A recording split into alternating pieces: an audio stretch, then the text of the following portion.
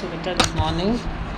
सो next है हुण अपने को किता last parts of balance of payment जिहदे विच आपां करंट अकाउंट कैपिटल अकाउंट ते ओवरऑल बैलेंस ऑफ पेमेंट की गल कीती।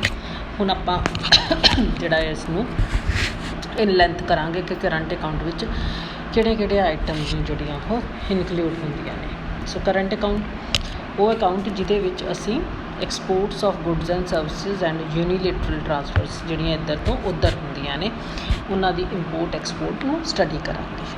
सो फस्ट है अपने कोले आइटम्स दे विच import and export of visible goods. जिन्नियां भी इंपोर्ट एक्सपोर्ट मटीरियल गुड्स ते प्रीशियस मैटल्स दियां हुंदियां ने उन्हां नूं असीं इस अकाउंट दे विच इंकलूड करदे हां।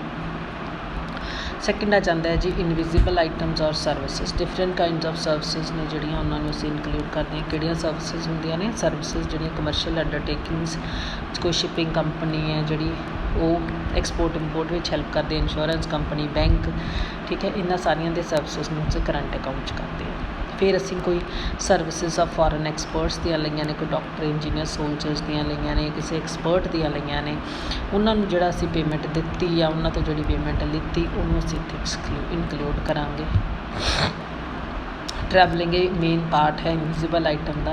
ट्रैवलिंग दे जिहड़ियां ने वो बिजनेस रिलेटिड, कोई ट्रैवलिंग एजुकेशन रिलेटिड, हैल्थ कन्वेंशनस, कोई कॉन्फ्रेंस हो रही है, कोई प्लैजर ट्रिप्स दिते जा रहे हैं, ये सारियां ट्रैवलिंग्स ने जिहड़ियां ये करंट अकाउंट इन्हां दा खर्चा है जिहड़ा मतलब तुसीं किसी आपदे बंदे नूं भेजिया है उधर फॉर कोई इन्फॉर्मेशन लैण वास्ते, सारे खर्चे ने जिहड़े ये की होणगे करंट अकाउंट च आउणगे।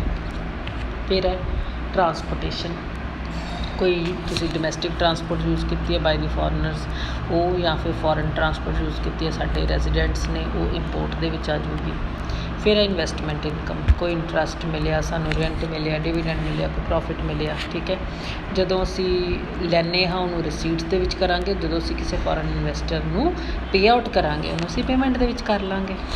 फिर गवर्नमेंट एक्टिविटीज़। हरेक गवर्नमेंट है जिहड़ियां उन्हां दियां आपदियां एम्बैसीज हुंदियां ने। बेटा दिल्ली दे विच ना एम्बैसीज ने सारियां दियां एम्बैसी हुंदी जिथे उस कंट्री के जिहड़े रिप्रजेंटेटिव नूं आके बैठदे ने, ठीक है। इंडिया दे भी हरेक कंट्री दे विच ने ते इंडिया दे विच भी किन्नियां कंट्रीज़ दी एम्बैसीज ने, ऑफिस ऑफ हाई कमिश्नर ने, other missions abroad spends on their maintenance. ये सारा खर्चा पेमेंट विच जाऊगा तो जो सानू इंटरनेशनल इंस्टीट्यूशनस तो सबसक्रिप्शन मिलूगी वो साडियां रिसिप्ट होणगियां। डोनेशन गिफ्ट्स जिहड़े मिले रिसिप्ट जिहड़े दिते to other countries payment. Miscellaneous ये कुछ इनविजिबल आइटम्स लाइक कमीशन, कोई एडवरटीजमेंट की पेमेंट, कोई रेंट की पेमेंट, कोई patent fees, royalty, membership fees, ये सारियां जिहड़ियां तां आईयां रिसिप्ट विच आ जाणगियां, जिहड़ियां पे कीतियां वो पेमेंट साइड दे विच आ जाणगियां। सो की गल दा ध्यान रखना है असीं इत्थे जिन्नियां भी एक्सपोर्ट वालियां आइटम ने पॉजिटिव होणगियां, मीन फॉरन एक्सचेंज आउगी। जिन्नियां भी इंपोर्ट वालियां चीज़ां होणगियां नैगेटिव आइटम्स होणगियां, मतलब साडा पैसा जाऊगा। बैलेंस है जिहड़ा ऑन अकरिंग ऑन जिहड़ा भी बैलेंस साडा export and import of goods दे उत्ते होऊगा उहनूं असीं बैलेंस ऑफ विजिबल ट्रेड कहांगे। जिहड़ा सर्विसिज दे उत्ते होऊगा उहनूं असीं इनविजिबल ट्रेड कहांगे। जिन्ना भी यूनीलेटरल ट्रांसफर्स तो पैसा आऊगा वो साडियां पॉजिटिव आइटम होणगियां, जिन्ना भी पेमेंट होऊगी वो साडियां नैगेटिव आइटम होणगियां। इन्हां तिन्नां बैलेंस का जिहड़ा नैट बैलेंस है उसनूं असीं की कहांगे? Balance on current account. Visible दा ट्रेड दा बैलेंस, इनविजिबल दा ट्रेड दा बैलेंस ते बैलेंस ऑफ यूनीलेटरल ट्रांसफर, इनूं असीं बैलेंस ऑन करंट अकाउंट कहांगे। नैक्सट है कैपिटल अकाउंट। कैपिटल अकाउंट दे विच असीं सारियां आपदियां ट्रांजैक्शनस जिहड़ियां एक कंट्री ते दूजी कंट्री दे विच होईयां ते जिहदे नाल साडी एसैट ते लायबिलिटी दे विच कोई फर्क पिया होएगा या गवर्नमेंट दी एसैट लायबिलिटी दे विच कोई फर्क पऊगा, उन्हां नूं असीं कैपिटल अकाउंट दे विच इनकलूड करांगे। हुण किहड़ियां ने ये आइटम्स? फस्ट है प्राइवेट फॉरन लोन फ्लो।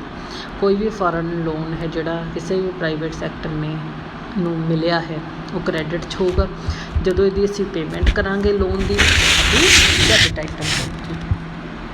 फिर आ जाता है movement in banking capital. Central bank तो इलावा जिन्नी भी बैंकिंग कैपिटल है जिहड़ी उहदा जदों आंदी है साडी कंट्री दे विच, ठीक है, उन्होंने असीं क्रेडिट आइटम कहांगे। जिन्नी बाहर जाऊगी उन्होंने तो असीं डेबिट आइटम कहांगे। ऑफिशियल कैपिटल ट्रांजैक्शन जिन्ना भी लोन रिसीव किया है पब्लिक सैक्टर ने फ्रॉम अब्रॉड या कोई भी इंटरनेशनल मॉनेटरी वर्ल्ड बैंक, वो सारा क्रेडिट होगा तो लोन की पेमेंट कितनी की होगी? साडी डेबिट आइटम होगी। बेटा उपर देख लो फस्ट पॉइंट प्राइवेट सैक्टर का सी, सैकेंड दे पब्लिक सैक्टर मतलब सरकार का, ठीक है, ध्यान रखना इस चीज़ का।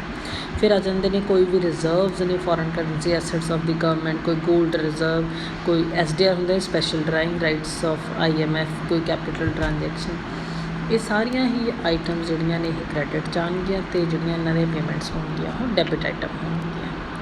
फिर गोल्ड की मूवमेंट, जो सेंट्रल बैंक है गोल्ड खरीदता है किसी अब्रॉड कंट्री तो उत्थे पेमेंट करनी पैंदी है, वो डेबिट च जाऊगी। जो असी आपदा गोल्ड सैल करांगे उदों वो क्रैडिट आइटम होगी। मिसलेनियस, इस तो इलावा जो किसी भी तरीके की कैपिटल रिसिप्ट होगी उन्होंने असी क्रैडिट साइड पर लिखांगे, तो कोई भी कैपिटल पेमेंट होगी उन्होंने असी डेबिट साइड के उत्ते ये चीज़ का ध्यान में रखनी है कि ਜਿਹੜੀਆਂ भी कैपिटल ट्रांजैक्शन के नाल फॉरन एक्सचेंज कंट्री के विच आउंदी है वो पॉजिटिव आइटम्स कहलाणगियां।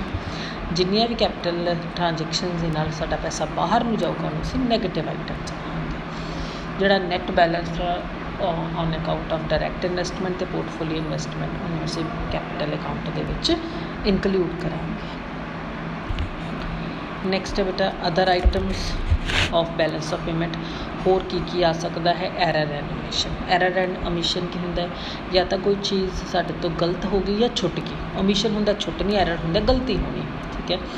तो वराइटी ऑफ ट्रांजैक्शन होने करके 100% एक्यूरेसी नाल काम नहीं हो सकता। कई बार सानू ट्रांजैक्शन रिकॉर्ड करते हुए कुछ गलतियां हो जाती हैं तो उन्होंने गलतियां वास्ते असी की करांगे उत्थे उन्होंने ऐड कर लांगे, जिथे वो ऐड होनियां रह गई उत्थे ऐड कर देंगे, जिथे वो घट ऐड हुई ने उन्होंने होर ऐड कर देंगे। सैकेंड ऑफिशियल रिजर्व ट्रांजैक्शनस, ये डिफरेंट होंदियां ने बैलेंस ऑफ पेमेंट के ट्रांजैक्शन तो। क्यों डिफरेंट होंदियां ने? क्योंकि इन्हां ट्रांजैक्शनस ने जिहड़ियां ये सिर्फ government of the central bank country के बिहाफ के उत्ते करती है। दूजा ये जिहड़ियां ट्रांजैक्शनस ने ये इंटरनैशनल इकनॉमिक पॉलिसी में ध्यान में रखते हुए कीतियां जांदियां ने। सो कॉन्सिक्वेंटली ऑफिशियल रिजर्व ट्रांजैक्शनस ने जिहड़ियां उन्हां दा हमेशा किसी कंट्री के बैलेंस ऑफ पेमेंट के उत्ते इंपैक्ट पैंदा है। बस इन्ना ही लिखना है तुसीं ऑफिशियल रिजर्व ट्रांजैक्शन दे विच कि ये जिहड़ियां ट्रांजैक्शन ने बैलेंस ऑफ पेमेंट अकाउंट तो वक्रियां होंदियां ने। वक्रियां क्यों होंदियां ने? क्योंकि ये जिहड़ियां ट्रांजैक्शन ने ये गवर्नमेंट या सेंट्रल बैंक कंट्री के गवर्नमेंट के बिहाफ के उत्ते करता है। तो इन्हां नूं क्यों किया जाता है? इंटरनैशनल इकनॉमिक पॉलिसी ध्यान में रखते हैं, ठीक है बेटा। सो नैक्सट आप नैक्सट टॉपिक दे विच करांगे। Till then good bye. बहुत चंगी तरह नाल चैप्टर में पढ़ना है बेटा। ये अपने को 2 लॉन्ग क्वेश्चन बननगे, ठीक है। तो बहुत ध्यान दे नाल लॉन्ग क्वेश्चन स्टडी करना है। बाय बेटा, हैप्पी लर्निंग।